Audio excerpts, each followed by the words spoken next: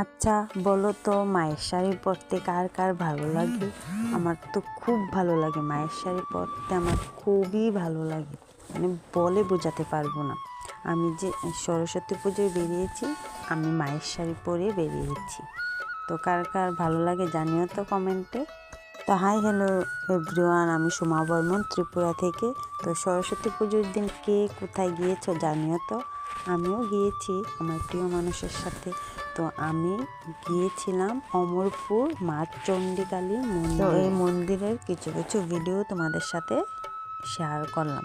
তারপর গিয়েছিলাম অমরপুর অন্য আরেকটি মন্দিরে। মন্দিরটা ছিল শান্তিকালী আশ্রম, খুবই সুন্দর, আমার খুব ভালো লেগেছে মন্দিরটা।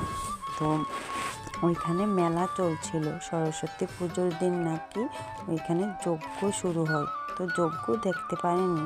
দেখো বন্ধুরা, আশ্রমটা কতটা সুন্দর, একটু ভিডিও করে তোমাদের দেখালাম। তারপর দেখো একটু একটু ঠাকুরের ভিডিওগুলি নিয়েছিলাম তোমাদের সাথে শেয়ার করার জন্য। তো জানো তো বন্ধুরা, আমি প্রতি বছর আমার প্রিয় মানুষটির সাথে আমি কোথাও মন্দিরে যাওয়ার চেষ্টা করি সরস্বতী পুজোর দিন। কেন জানি আমার খুব ভালো লাগে ওই দিন পার্কে না গিয়ে কোথাও মন্দিরে গেলে। তারপর সবশেষে একটু ভিডিও করে নিলাম, তারপর খাওয়া দাওয়া করে বাড়ি চলে গেলাম। টাটা, বাই বাই, দেখা হবে নেক্সট ভিডিও।